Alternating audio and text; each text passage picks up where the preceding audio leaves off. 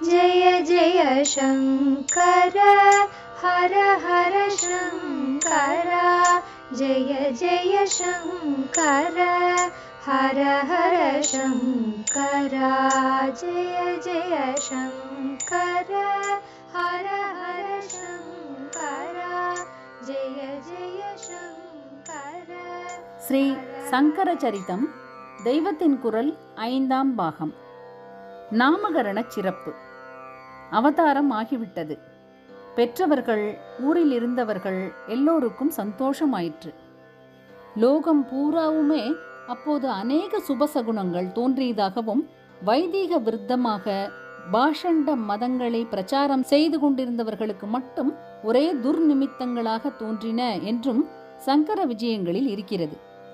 பிறந்தவுடன் செய்யும் சம்ஸ்காரமான ஜாதகர்மா சிவகுரு செய்தார். 11வது நாள் புண்ணியாக வாசனம் பண்ணி நாமகரணம் செய்ய எண்ணினார்கள்.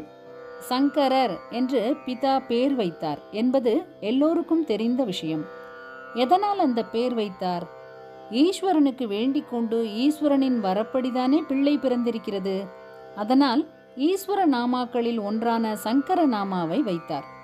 ஈஸ்வரனுக்கு எத்தனையோ நாமா இல்லையா? இதை தேர்ந்தெடுத்து வைப்பானேன்? பெரியோர்களாக இருப்பவர்கள், அதாவது புத்திபூர்வமாக தெரிந்து ஒன்று பண்ணாத போதிலும் கூட அநேக உள்ளர்த்தங்கள் இருக்கும். அந்த மாதிரி சும்மா இருக்கும் சம்புதான் காரியம் செய்யும் சம்கரராக, சங்கரம் லோக சம்கரம் என்னும்படியாக லோகத்துக்கெல்லாம் நல்லதை செய்பவராக வந்திருக்கும் போது அவருக்கு அந்த பெயர்தான் வைக்கணும் என்று ஏதோ ஒரு உள்ளுணர்ச்சியில் அவருடைய பிதாவுக்கு தோன்றியிருக்கலாம்.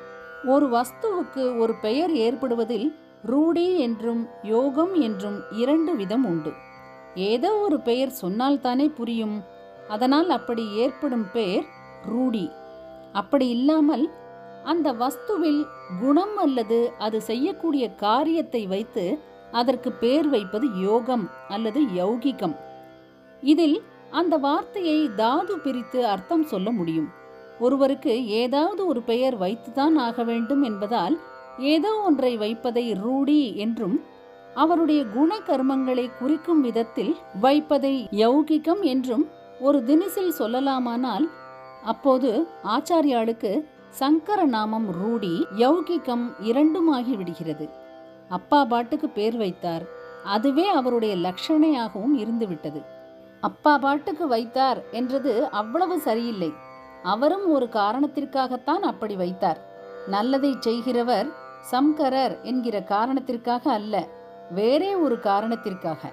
அவதாரம், இன்ன மாசம், இன்ன பக்ஷம், இன்ன திதி என்று சங்கேதமாக காட்டுவதற்காக பேரில் இன்ன அக்ஷரங்கள் இருக்க வேண்டும் என்று தேர்ந்தெடுத்து வைத்தார்.